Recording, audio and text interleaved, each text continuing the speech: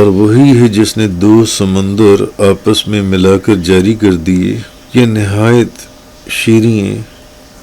اور یہ کھاری، یعنی ایک تو میٹھا ہے اور دوسرا کھاری اور کڑوا ہے، اور ان کے درمیان ایک قدرتی حجاب اور رکی ہوئی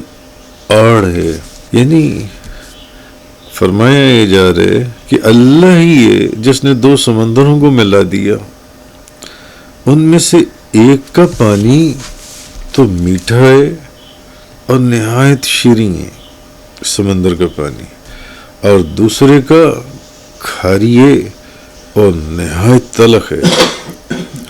اور ان دونوں کے درمیان میں اللہ نے اپنی قدرت سے ایک ایسا پردہ قائم کیا ہوا ہے،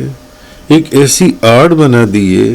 کہ جس سے ادھر کا پانی ادھر اور ادھر کا پانی ادھر آپس میں مکس نہیں ہوتا، آپس میں ملتا نہیں ہے وہ پانی جو ان سے، اور میٹھا پانی میٹھے پانی ہی کی طرف رہتا ہے، میٹھے علاقے کی طرف، اور جو کھارا پانی ہے وہ کھارے علاقے کی طرف رہتا ہے، وہ میٹھے پانی کے اندر شامل نہیں ہوتا۔ وَهُوَ الَّذِي مَرَجَ الْبَحْرَيْنِ هَذَا عَذْبٌ فُرَاتٌ وَهَذَا مِلْحٌ أُجَاجٌ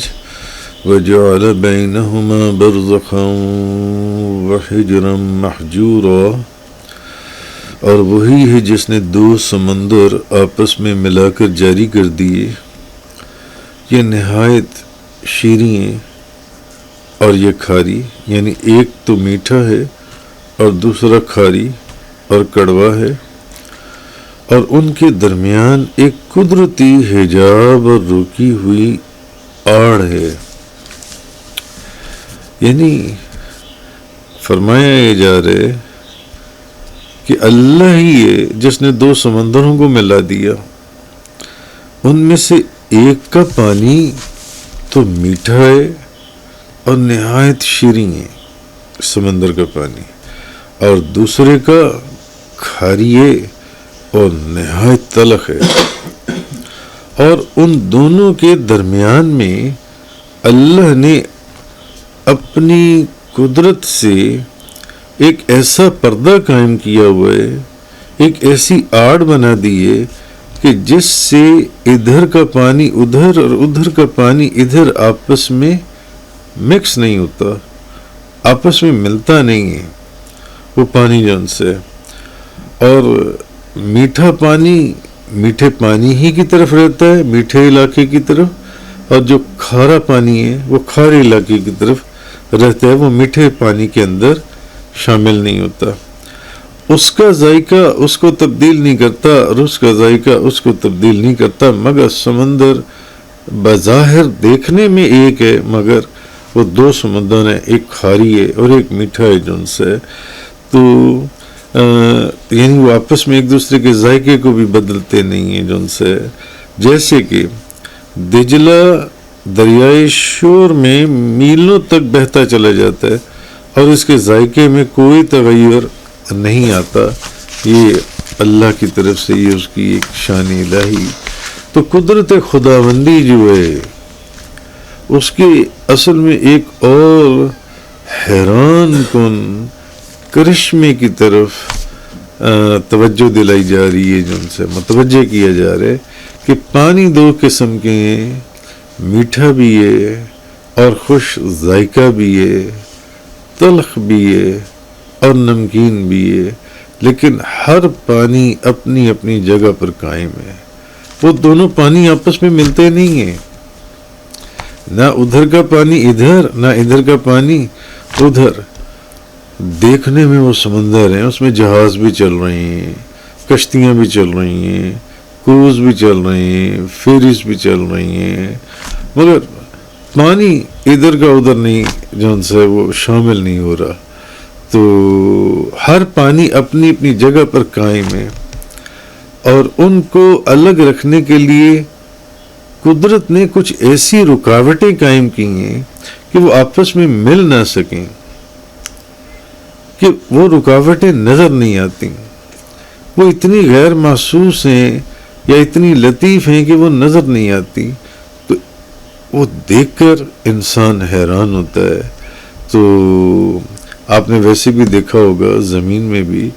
ایک جگہ نلکا لگاتے ہیں تو وہاں پانی میٹھا شہد نکل آتا ہے، اور دوسری جگہ نلکا لگاتے ہیں تو پانی جو ان سے وہ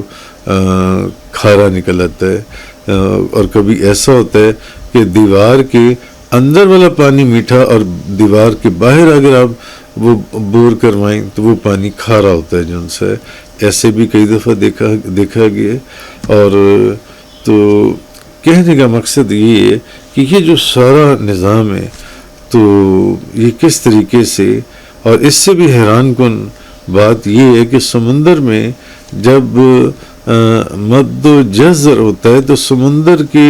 آب شور دور تک خشکی کے دریاؤں اور ندی نالوں میں داخل ہو جاتی ہیں، لیکن اس کے باوجود ان کے میٹھے پانی کے ساتھ وہ شامل نہیں ہوتے جو ان سے ہیں۔ تو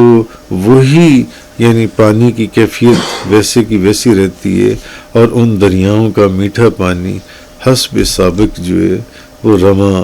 دماں رہتا ہے، اور اس کے ذائقے میں کوئی فرق نہیں پڑتا اس پانی کے اندر جو ان سے ہے۔ تو کہنے کا مقصد یہ ہے کہ دریاؤں کا میٹھا پانی چل رہا ہے اور ذائقے میں بھی کوئی فرق نہیں پڑتا، جیسے کہ میں نے پہلے عرض کیا۔ تو دریائے نیل جب بحر روم میں جا کر گرتا ہے تو کئی میلوں تک اس کا پانی سمندر میں جوں کا توں چلتا چلا جاتا ہے، نہ اس کی رنگت بدلتی ہے اور نہ اس کا ذائقہ تبدیل ہوتا ہے۔ تو کہنے کا مقصد یہ ہے کہ کھارے اور کڑوے سمندر کے وسط میں بھی ایسے پانی کے ذخائر ملیں، ہزاروں میل تک سمندر چلتا چلا جا رہا ہے، وہ ایک پانی ہے، مگر درمیان میں کہیں جا کر ایسا پانی آئے گا کہ کھارے پانی کے اندر میٹھے شہد پانی کا علاقہ آ جائے گا۔ تو اب وہ بھی جو ایک علاقہ اس کے اندر آیا ہے میٹھے شہد پانی کا، وہ بھی اس دوسرے پانی سے نہیں مل رہا، گو کہ یہاں پر وہ ایک پوری آڑ، ایک لمبی باڑ نہیں لگائی گئی جو ان سی ہے۔ ہاں ایک علاقہ آیا ہے اس کے درمیان میں جہاں میٹھا شہد پانی موجود ہے جو ان سے۔ تو یہ غور کرنے کی بات ہے کہ یہ کس کی طاقت ہے جو زیر زمین میٹھے پانی کے ذخیروں کو کڑوے پانی سے الگ رکھتی، جیسے کہ آج سائنس نے اور بے شمار یہ چیز پروف کر لی کہ کھارے پانی کے نیچے بھی میٹھے پانی کے ذخیرے موجود ہیں جو ان سے ہیں۔ تو یہ کس کی طاقت ہے جو زمین کے نیچے میٹھے پانی کے ذخیروں کو کڑوے پانی سے علیحدہ رکھتی ہے اور کسی بھی حالت میں جو ان سے ان کو آپس میں ملنے نہیں دیتی ہے؟ یہ کس کی صنعت ہے جس نے سمندروں میں میٹھے پانی کے چشمے جاری کر دیے؟ یہ اس ایک ذات اللہ وحدہ لا شریک، اس کے ایک ہونے کی دلیل ہے اور اس کے معبود ہونے کی دلیل ہے، جس نے یہ سارا نظام بنایا ہے۔ یہ اللہ کی ذات ہے جس کی حکمت کے کرشمے ہمیں جگہ جگہ اس کی عظمت اور کبریائی کی دنیا کے کونے کونے میں شہادت کی گواہی دیتے ہوئے نظر آتی ہیں۔ تو یہ چیز اس آیہ کریمہ کے اندر فرمائی گئی، وَهُوَ الَّذِي مَرَجَ الْبَحْرَيْنِ هَذَا عَذْبٌ فُرَاتٌ وَهَذَا مِلْحٌ أُجَاجٌ، وہی ہے جس نے دو سمندر آپس میں ملا کر جاری کر دیے۔ یہ ایک تو بہت میٹھا ہے اور دوسرا کھاری ہے اور کڑوا ہے،